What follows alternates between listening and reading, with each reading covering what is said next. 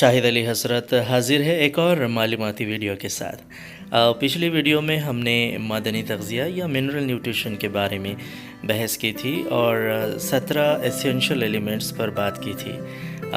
ये उसी वीडियो का तसलसल है। ये दूसरा वीडियो है जहां हम बात करेंगे role of macro and micro elements और न्यूट्रिएंट्स के बारे में। जी हाँ, हम आज से एक के बाद एक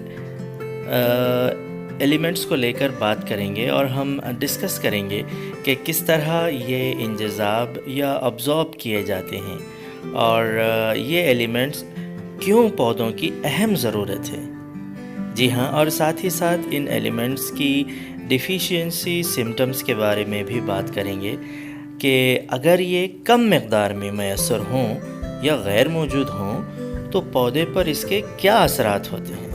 चलें सबसे पहले शुरू करते हैं एक अहम मैक्रो एलिमेंट नाइट्रोजन से, यानी role of nitrogen. Role of nitrogen देखने से पहले आइए देखते हैं नाइट्रोजन का एक छोटा सा तारुफ।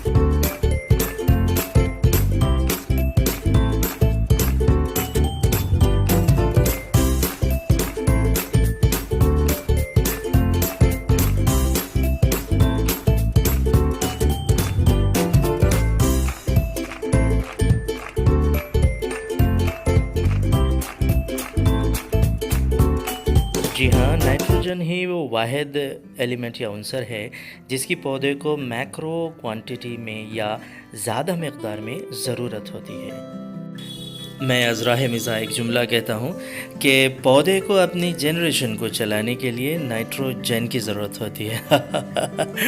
चलिए अब बात करते हैं नाइट्रोजन का इंजज़ाब या अब्ज़ॉर्प्शन कैसे होता है। ये 3 मुमकिन तरीक़ों से अंजाम पाता है, जैसा कि आप स्क्रीन पर देख रहे हैं कि नंबर 1 है नाइट्राइट्स NO2 और नंबर 2 है नाइट्रेट्स NO3 और नंबर 3 है अमोनियम सैल्ट NH4+। पौधे नाइट्रोजन को इन 3 मुमकिन हालत में इंजज़ाब कर सकते हैं। चलिए बात करते हैं, आगे चलते हैं कि अब आपके जहन में एक सवाल आना चाहिए। जी हाँ, कि आखिर पौधे में नाइट्रोजन की ज़रूरत कहाँ होती है। Where is it required. इनकी ज़रूरत होती है मुक़सिमी खलियों में, मेरिस्टेमेटिक टिश्यूज़ में, तहवीली तौर पर मुतहरिक खलियों में या मेटाबॉलिकली एक्टिव सेल्स में, यानी उन खलियों में जहाँ पौधे के तहवीली अफ़ाल या मेटाबॉलिक एक्टिविटीज़ तेज़ी से अंजाम दिए जा रहे हों।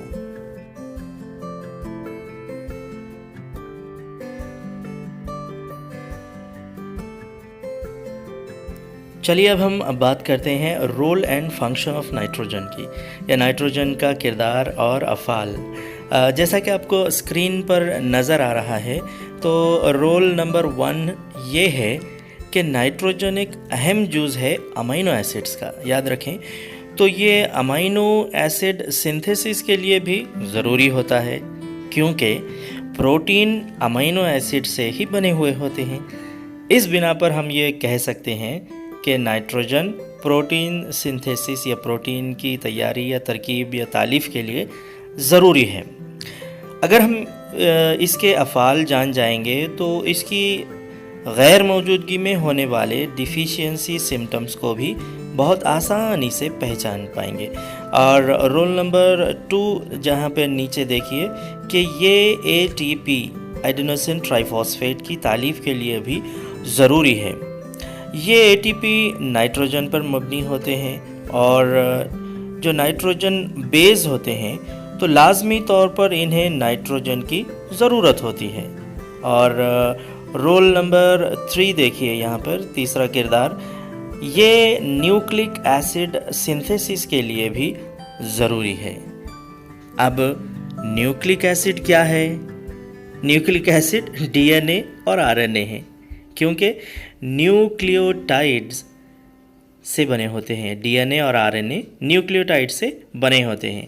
اور ہاں، نائٹروجن بہت ضروری ہوتی ہے اس نیوکلک ایسڈ کی تیاری میں، یعنی DNA اور RNA کی تیاری میں. نائٹروجن کا ایک اہم رول ہوتا ہے DNA اور RNA کی تیاری میں. اور ہم آگے بڑھتے ہوئے رول نمبر 4 یا چوتھا کردار جو نائٹروجن کا ہے وہ یہ ہے کہ نائٹروجن کلوروفل صبغہ یا کلوروفل پگمنٹ کے لیے بھی ضروری ہے. اگر ہم کلوروفل مولیکیول کا جائزہ لیں تو اس میں آپ کو نائٹروجن کا رول نظر آتا ہے. چلیں، اگر ہم ان تمام فنکشنز یا افعال کو جان لیتے ہیں تو ہم بآسانی پہچان پائیں گے کہ ان کے ڈیفیشینسی سمٹمز کیا ہوں گے. اگر نائٹروجن موجود نہ ہو تو پروٹین سنتھیسس پر اثر ہوگا، یعنی پروٹین کی تالیف میں کمی واقع ہوگی. ہاں، پروٹین کی ضرورت کہاں ہے؟ پروٹین دراصل پودے کی ساخت یا اسٹرکچر کا حصہ ہوتا ہے. پلازما جھلی یا پلازما ممبرین پروٹین اور فاسفولیپڈ سے بنی ہوتی ہے. یاد رکھیں، یہ پروٹین جس کی ہم بات کر رہے ہیں اس کی دراصل ضرورت ہوتی ہے یہاں. کہاں؟ یعنی پلازما جھلی یا پلازما ممبرین کی تیاری میں. اور یہ پروٹین ہی ہے جو خامیروں میں یا انزائمز میں تبدیل ہو جاتے ہیں، جسے ہم ہارمونز وغیرہ بھی کہتے ہیں. تو افعال یا فنکشن کی وجہ سے ہم بس پروٹین سنتھیسس کہہ لیتے ہیں، لیکن ذرا غور کریں اگر ہاں نائٹروجن کم ہے تب ڈیفیشینسی سمٹمز کیا ہوں گے. اگر پروٹین سنتھیسس ڈیکریز ہوگا یعنی نائٹروجن کم ہے تو پروٹین کم تیار ہو گیا. ہاں، پروٹین کم ہے تو پلازما جھلی کم تیار ہوگی، اور پلازما جھلی کم ہے تو پودے کا نمو اور نشو و نما بری طرح متاثر ہوگا. اس کیفیت کو ہم سٹنٹڈ گروتھ کہتے ہیں. کیونکہ پودے کو پروٹین کی کم مقدار میسر تھی، کم مقدار میں پروٹین اس کو ملا تھا.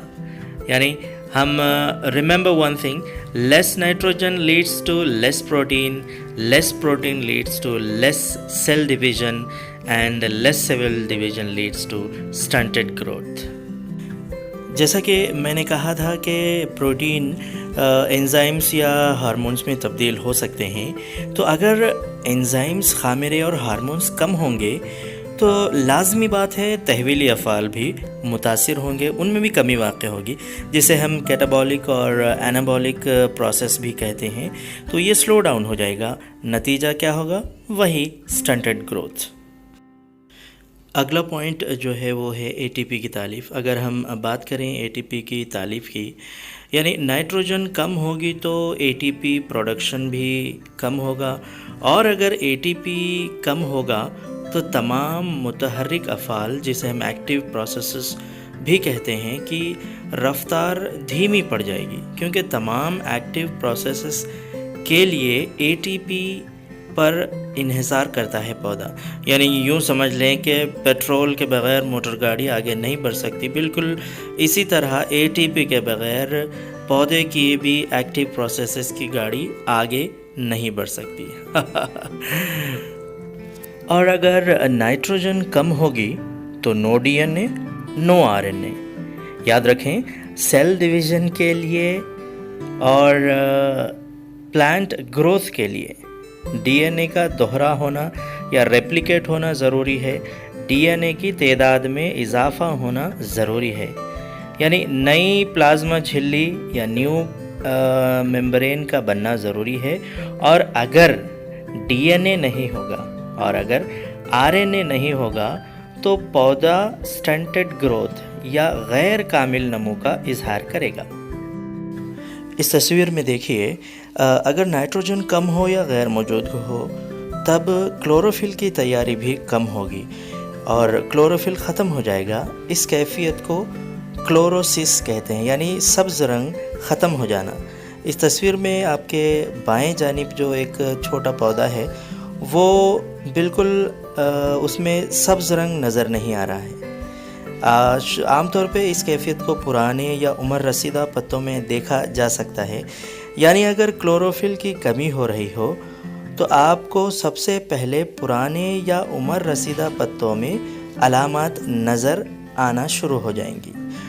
एक और अहम चीज़ जो नाइट्रोजन की गैर मौजूदगी से मुतासिर होती है वो है फूलदारी में कमी। जी हाँ, आप अंदाज़ा करें और मुशाहिदा भी करें कि अगर फूल कम होंगे तो पॉलिनेशन कम होगा, पॉलिनेशन कम होगा तो बारवारी या फर्टिलाइजेशन कम होगा, और अगर फर्टिलाइजेशन कम होगा तो फल कम आएंगे, और फल कम होंगे तो बीज भी कम आएंगे, बीज कम हो गए तो बीज की क्वालिटी और साइज़ भी मुतासिर होगा। नतीजतन हमारे और आपके सेहत के मसाइल होंगे और माशी फ़वाइद भी हम हासिल नहीं कर पाएंगे। तो ये था नाइट्रोजन का तारुफ, nitrogen as a macro element, और इसके 3 अब्जॉर्प्शन के तरीक़े और इसके रिक्वायरमेंट कहाँ कहाँ होती है और नाइट्रोजन का रोल पौधे की ज़िंदगी में कितना अहम है उस पर भी हमने चर्चा की, और इसकी डिफिशियंसी सिंड्रोम, इसकी कमी से वाक़ होने वाले चीज़ों पर भी हमने इस दूसरे वीडियो में गौर किया है। तब तक के लिए आप अपने माहौल का तजुर्बात मुझे कमेंट्स में बताइए।